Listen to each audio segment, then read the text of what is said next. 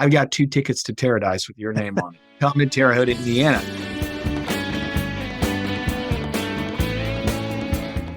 A 20-something channeling an 80s hit song to sell what's next for the city he now leads. Meet 27-year-old Terre Haute Mayor Brandon Sakbun, the son of immigrants, an Army Ranger, a go-getter with a new vision for the Queen City. See why he's got 2 tickets to Terredise on the Business and Beyond podcast.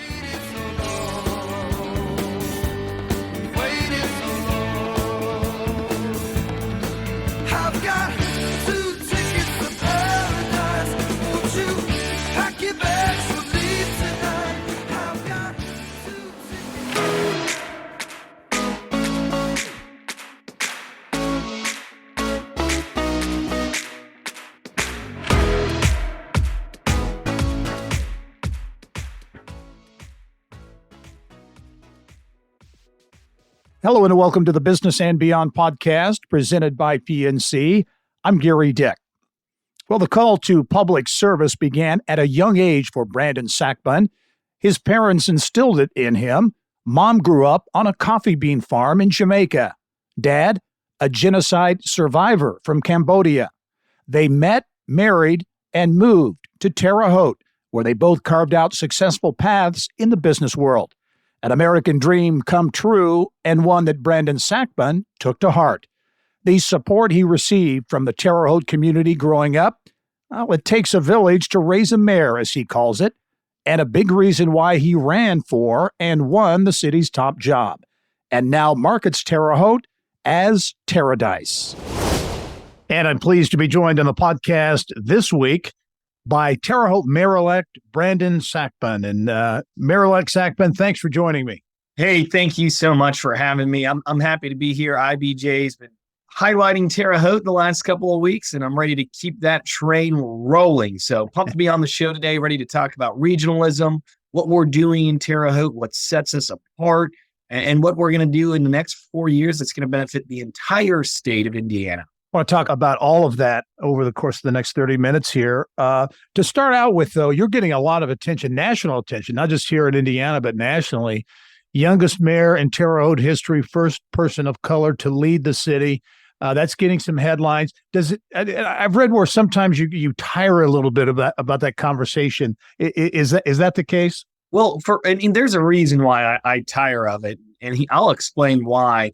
It's 2023, and sometimes we still live in a nation of firsts. You know, I'm an Army Ranger. I'm a veteran, the son of immigrants.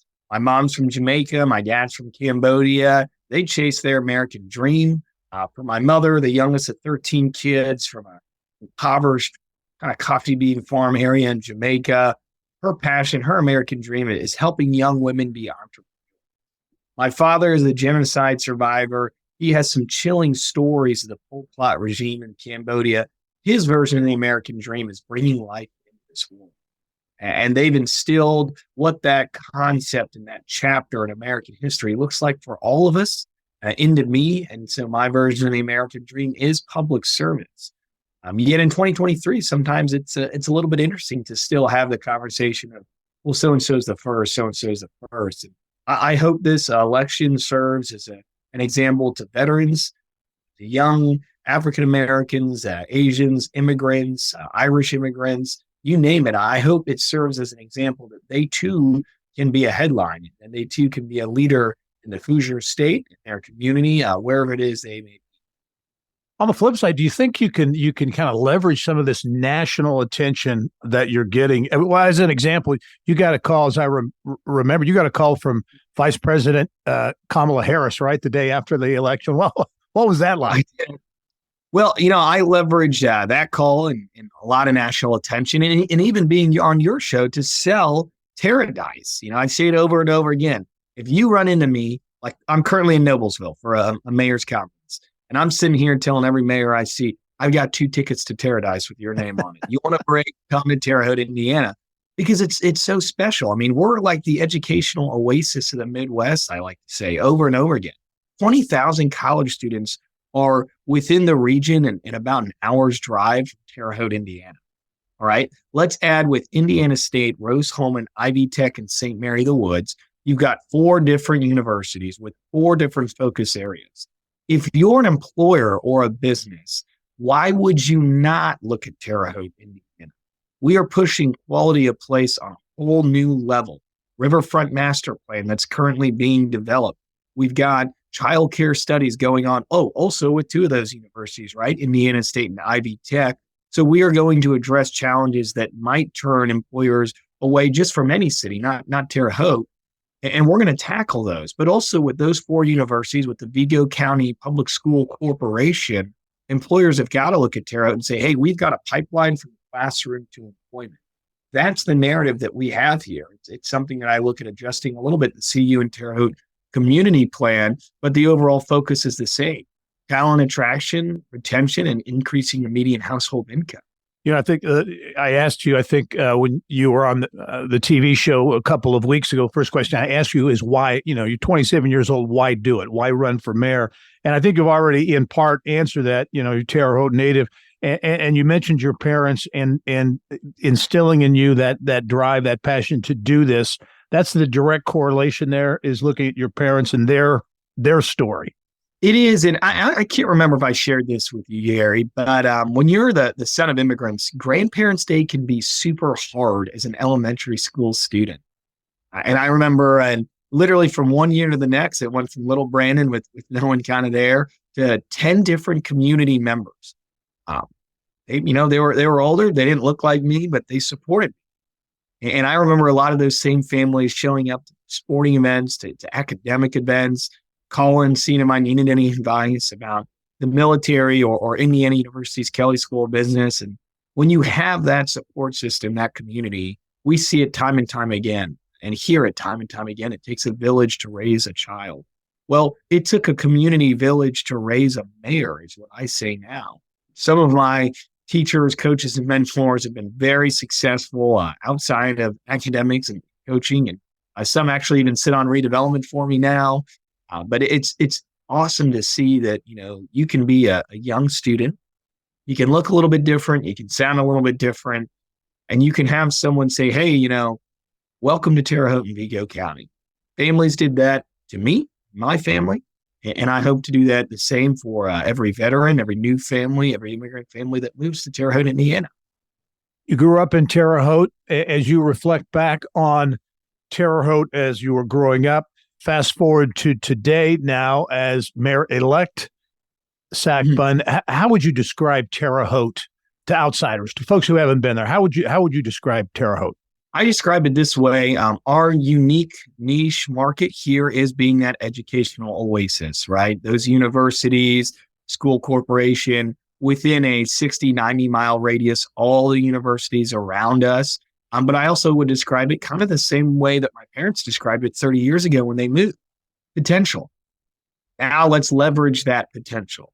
Let's take a step forward with our housing strategies, our childcare strategies. Let's address some of the problems that are plaguing not Terre Haute, Indiana, but the nation when it comes to mental health, when it comes to the homeless situation. And those are the conversations that I seek to have, is how can we solve these problems and maintain this narrative and philosophy that Terre Haute is an educational oasis. I mean, it sets us apart from other college towns. It sets us apart from a lot of these other Hoosier cities. And let's take NTech, for example, and you and I briefly discussed this. NTech's coming in and they're offering multiple job levels that all require a different background. You can have a PhD level researcher, a plant manager, a young guy, young gal kind of coming in, growing in that industry, working on those factory lines. Now, what does Terre Haute then have? Rose-Hulman, advanced manufacturing, engineering, technology, innovation, right? Indiana State, construction management. Now we need to start building new businesses, right? Ivy Tech, workforce development, that goes hand in hand. That is what Terre Haute has that other Hoosier towns don't. It's interesting you would bring that up, because as I have looked over the years and covered, the Wabash Valley in that part of the state, I have always felt there's been somewhat of a disconnect between the city and that university nucleus, that you talk about. It sounds as though you're looking at that as a marketing opportunity and as a really a business relationship in some standpoints for business development for the city. Absolutely. So yes to marketing, yes to business relationship. I mean, we are going to start an educational advisory committee with those universities, with the school corporation. So there's the business side, but there's also the front-facing side. I love going to Indiana State University basketball games. It's And one of my. they've got a good team this year.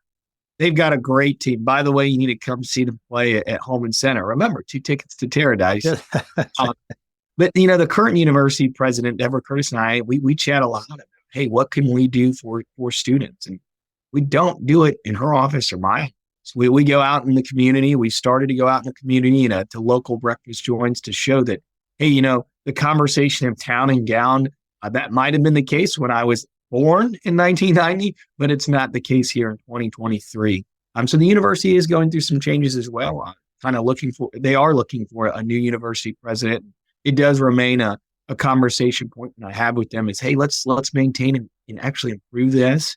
Blessed to be a part of the Rose-Hulman conversation. They're literally acquiring land on the east side to add to the Rose-Hulman Ventures program. Right. Yeah. Innovation hub in Terre Haute, Indiana. St. Mary of the Woods College, I have great conversations with them. Just a couple of years ago, they switched from an all-female to female and male university. Now they have record enrollment. Then you look at IB Tech and all the good that there are companies that want to move to our industrial park because IB Tech is their name. And they know they can partner with an education program to ensure that folks are able to fill those jobs. And a lot of them are high-paying jobs. So leveraging those 4 universities and workforce development, that's how we go from kind of playing checkers to playing chess. Yeah. Let's talk about business development and economic development. I think you can make the argument that over the years, Terre Haute has not shared in as much of the economic development successes of the state as some other areas. I know you've touched on some of the ways you want to change that or can change that, but as you look at changing that success rate, if you will, on economic development deals, what do you need to do? 2 big things there. 1, be stewards of the American tax dollar. So a program like READY, READY placemaking housing. Right now, already, Terre Haute has put $1.8 million in housing initiatives that have been leveraged for $50 million of private sector development. If we were doing that, and you and I in the stock exchange, we'd be on the cover of the New York Times. Right. Right. So ensuring that stays and really trying to improve those numbers, saying, hey, how can we leverage taxpayer dollars to see private investment? And a large part of that is housing, infrastructure, streets, sidewalks, mixed use, mixed income. That term comes up over and over again when I look at the river, when I look at North Terre Haute. But here's another aspect that we need to do, and we've got to get serious about a 3rd interstate lane on I-70. When I bring in companies, when I call companies, when I meet with developers, a large part that we market is, hey, you can sneak up and make it to Chicago. You can peel on over to Indianapolis. You can peel down to St. Louis if you need to. Supply chain is a growing industry across the United States of America, whether it's the Inflation Reduction Act or formerly the American Rescue Plan Act. The CHIP Act. You are quite literally seeing technology and advanced manufacturing open its eyes to the Midwest again. Well, we need a 3rd lane to safely drive to and from all these semis, these trucks. And I'm very passionate about a 3rd lane for I-70 and have been vocal with our state representatives and federal representatives to find a plan for that. How much does attitude or mindset play in of the community play into, the future, what Terre Haute becomes? I think there could be the argument that, that the community maybe hasn't fully embraced, change and some of the things you're talking about in terms of economic development and where the future is. How important is it for the community psychologically to be behind what you're talking about? Well, I think the community showed that they are psychologically behind it when they showed out en masse to vote this past November. Now, that's a good statement, though, of, well, how do you get the folks who didn't even show up or who didn't vote for you to join in that mindset? And you have to give them tangible examples. So you have to say, hey, these are the 5 companies that we are looking at to partner with the 4 universities we've already discussed. This is the location. So working with the Economic Development Commission, working with the State House, working with Terre Haute redevelopment, and that change does not happen overnight. Fully aware. And for example, city staffing, there are several department heads that we are keeping for a year or 4 years. And they've expressed that they want to change over time and kind of phase in new blood, new life into City Hall. And those are leaders who recognize that it is time to revolutionize how we think in terms of municipal government, leaders who want to embrace regionalism, and leaders who, yes, they sit with an 812 area code in City Hall, but they're also going to call the other 812 area code engineers, Parks Department, and say, hey, how can we all come together and create a package deal and try and leverage investment together? That change has already happened. It's been a great transition. You are seeing that mindset shift. You are seeing people smile and be upbeat about, wow, Terre Haute, yeah, maybe we did have some minor setbacks, some companies that left. That's true, but we're going to have some major comebacks these next 4 years. It's also easy when the basketball team's 9-0. How about, there have been some examples, I think, though, of momentum. As you look along, Wabash Avenue, there's been some hotel development. I think those hotels, occupancy-wise, have done well. I know there's more on the books.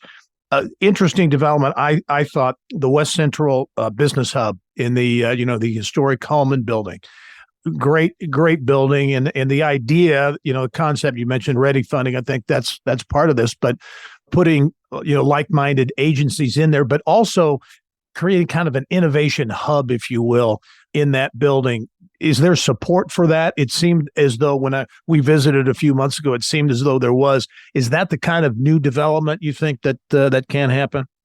Well, I'll tell you there's support for it because my office is in that building. I've gotten out with Terre Haute redevelopment for this transition, and I go there a lot because you're going to see multiple generations of Hoosiers embracing that type of conversation, whether it's remote work, an advocacy-driven chamber of commerce, redevelopment commission that's looking to modernize. It's all happening under the same roof. And we all go to the same coffee shop, which is nice. But you kind of touched on something I want to elaborate on, and that's downtown Terre Haute. We actually have a downtown steering committee meeting next week to codify some plans and our vision for what downtown looks like. Take Ohio Boulevard, for instance. In 1950, I believe it was changed to 1 lane. Right? This is before 41, before I-70, and everyone the national road was literally walking. So we needed to divert traffic. We haven't even revisited that conversation 73 years later. So having the conversation of, well, how can we drive traffic study and civil engineering to entice local development? That's what we want to do. I'm already looking at options and working with developers to build another hotel downtown because you're right, we are at max occupancy with a brand new convention center right next door. I want to put heads in beds in terms of tourism, but I also want to sell the Terre Haute experience anytime a Hoosier or someone from the Midwest or someone from the United States comes in for a convention in Terre Haute, Indiana. I look at this all the time, Gary. If I've got 100 people, 400 people at a convention, can I easily move them to the Wabash River to enjoy Fairbanks Park? Can I move them to all that our town has to offer, not just restaurants and shopping, but also hiking, but also the Griffin Bike Park, which is in the county. And some will say, oh, that's the county, not the city. Well, you got to collaborate because I want folks to stay in Vigo County, not just to spend money, but to say, wow, it's different. Terre Haute Mayor-elect Brandon Sakbun, my guest this week on the Business and Beyond podcast. We'll have our final segment, talk a little bit about maybe riverfront development and some forward-looking projects when the Business and Beyond podcast returns. Stay with us.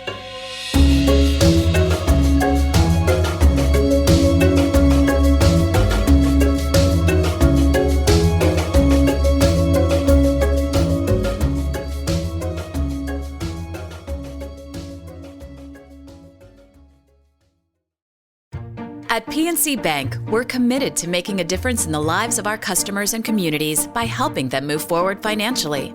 As a Main Street bank, we try to do right by our customers with every encounter. Our local teams offer personalized financial advice to help guide you in making the best decision. We're proud to be part of your community.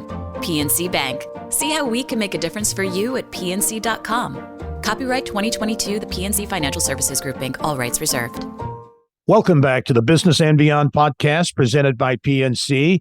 My guest this week is new Terre Haute Mayor, Brandon Sakbun. And Mayor talked a lot about Terre Haute, kind of looking back, and also some forward-looking projects as well. You talked about downtown development. How about the river? You know, if you look around the state, Fort Wayne is a great example of communities that once maybe turned their backs on the river to saying now, hey, these can be great economic and community development assets. Indianapolis doing the same thing with the White River now. Where do you see the Wabash River fitting into the future plans there in Terre Haute?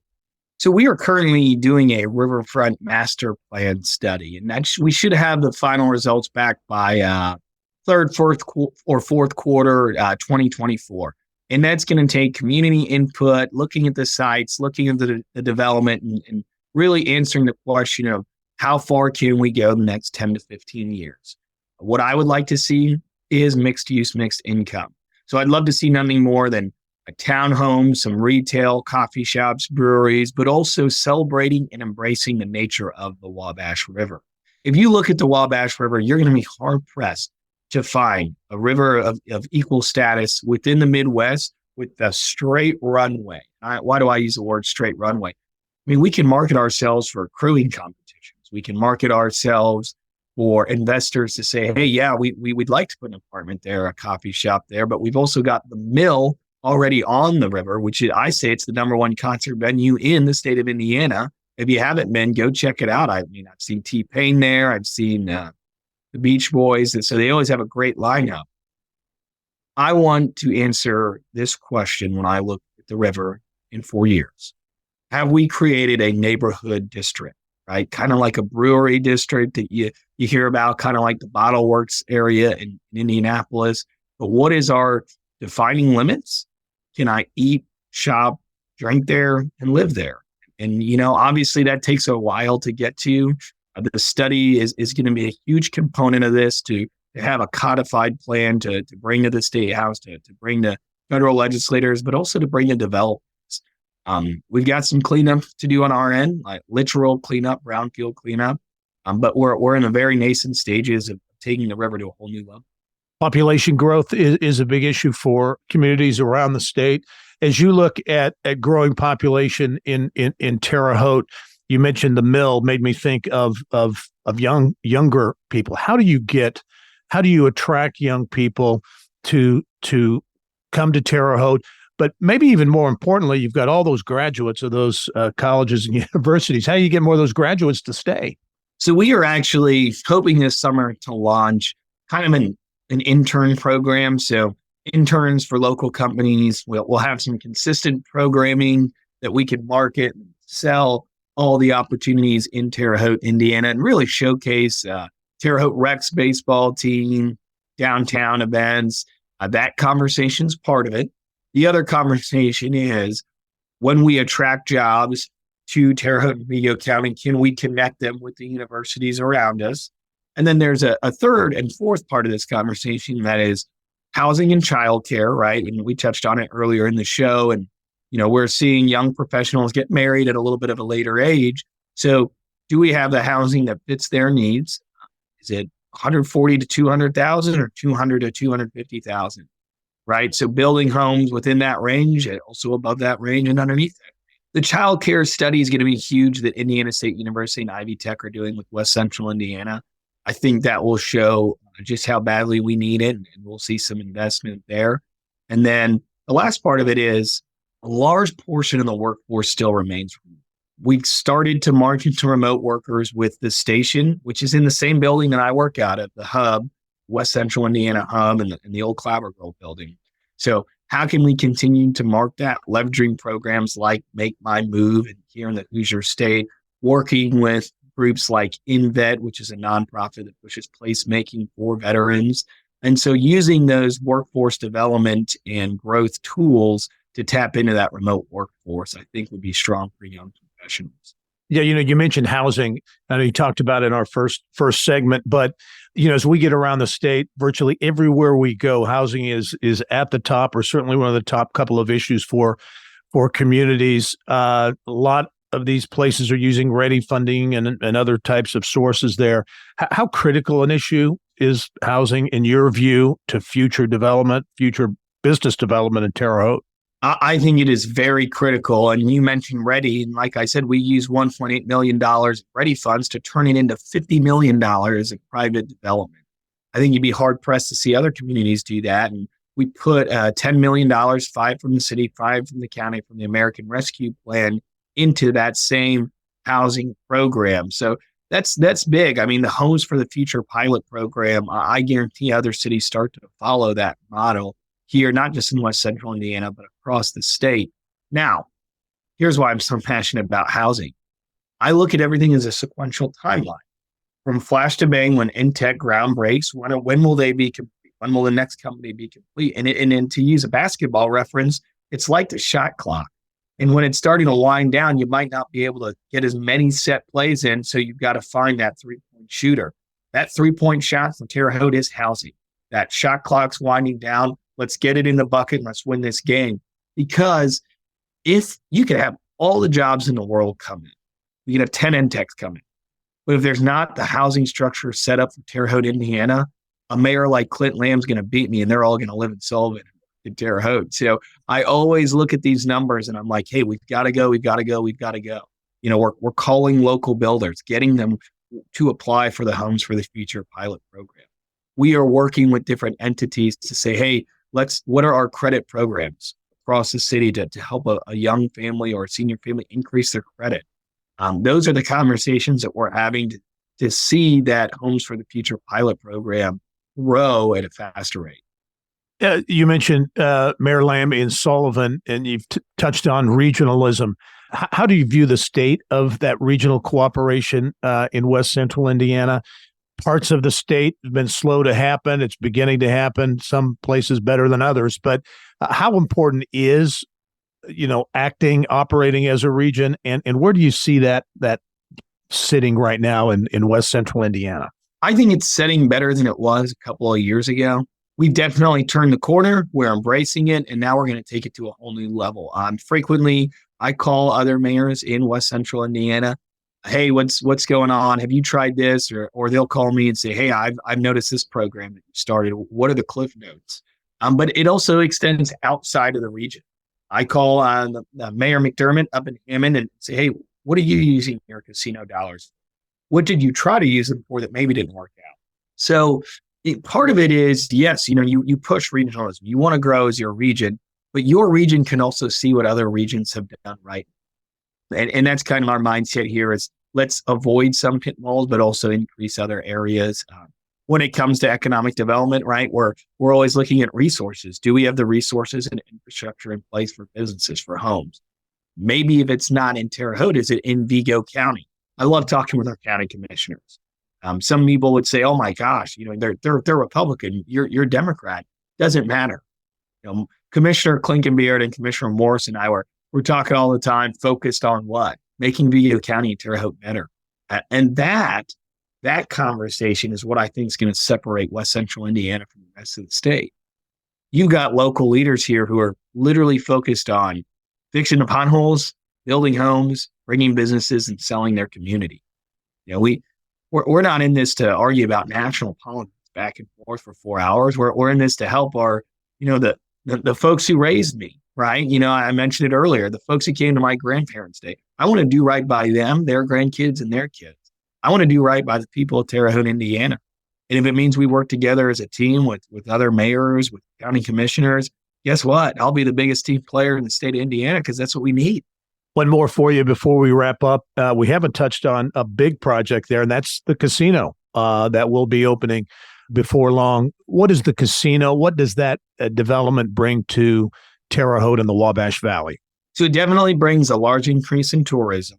And with that, we will see an increase of funds. There will be a casino foundation. And now we need to diligently make sure that we maximize the tax dollars that come in. I have no problem someone from Illinois or Indianapolis driving to play blackjack in Terre Haute, Indiana. And when they come here, I want them to buy gas at the gas station, stop at some local restaurants. And so what we do with that tax revenue will be very important.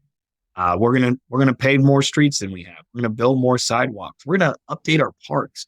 We've got a high quantity of parks, but now we're gonna focus on the quality, making sure they're safe, clean, and accessible for kids, for grandparents. So that's the kind of the future, right? Is properly leveraging those funds. It does bring some challenges at time, right? We are looking at working with NDOT, having conversations about I-70, a third lane.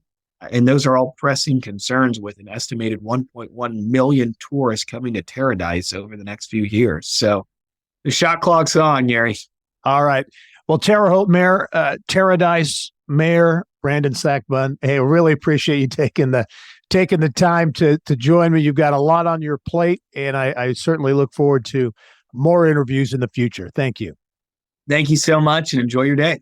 And thank you for joining us on this edition of the Business and Beyond podcast, where a weekly conversation with achievers in business, sports, entertainment, and beyond. And you can download our podcast and get Indiana business news 24/7. All you have to do is go to InsideIndianaBusiness.com. I'm Gary Dick. Thanks for joining us. We'll see you next time.